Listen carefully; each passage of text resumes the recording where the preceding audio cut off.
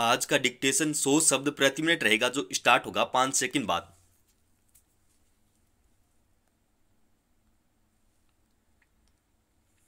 Start.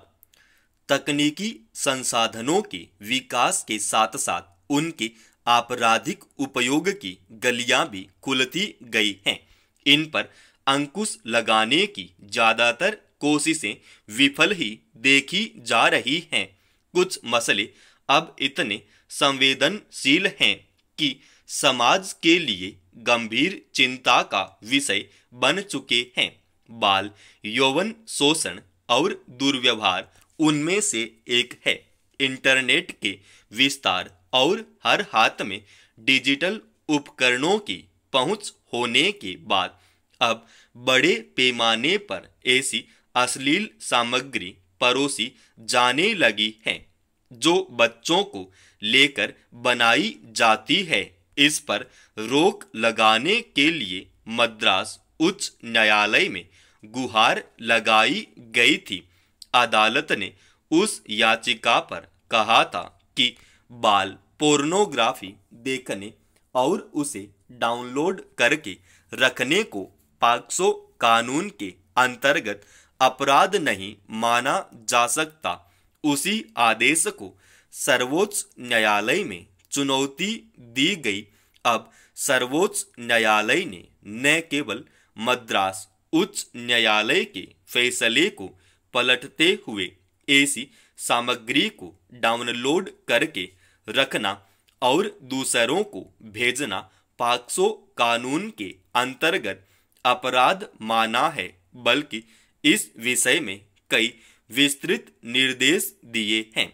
देश की सभी अदालतों से कहा है कि अब वे बाल पोर्नोग्राफी के बजाय बाल यौवन शोषण और दुर्व्यवहार सामग्री पद का उपयोग करें।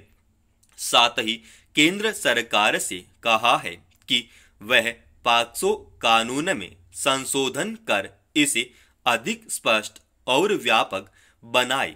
जब तक कानून नहीं बनता तब तक इस पर अध्यादेश जारी करे।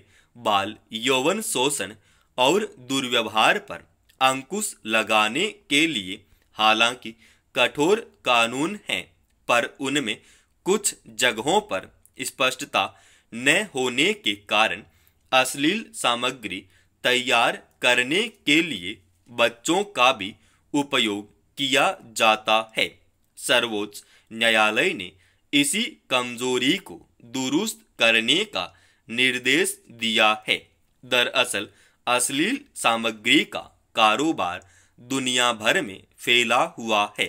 कुछ देशों ने तो इसे कानूनी मान्यता भी दे रखी है, जैसे जर्मनी, फ्रांस आदि। मगर पिछले कुछ वर्षों में जिस तरह डिजिटल माध्यमों पर अश्लील सामग्री परोसने की प्रवृत्ति और उससे समाजों में हिंसा तथा यौवन शोषण की घटनाएं लगातार बढ़ी हैं, उससे दुनिया भर में ऐसी सामग्री पर अंकुश लगाने की मांग उठने लगी है। हमारे यहाँ ऐसी सामग्री के निर्माण को दंडनीय अपराध की श्रेणी में रखा गया है। मगर इंटरनेट की दुनिया इतनी जटिल बन चुकी है कि ऐसी सामग्री की पहुंच रोकना कठिन बना हुआ है।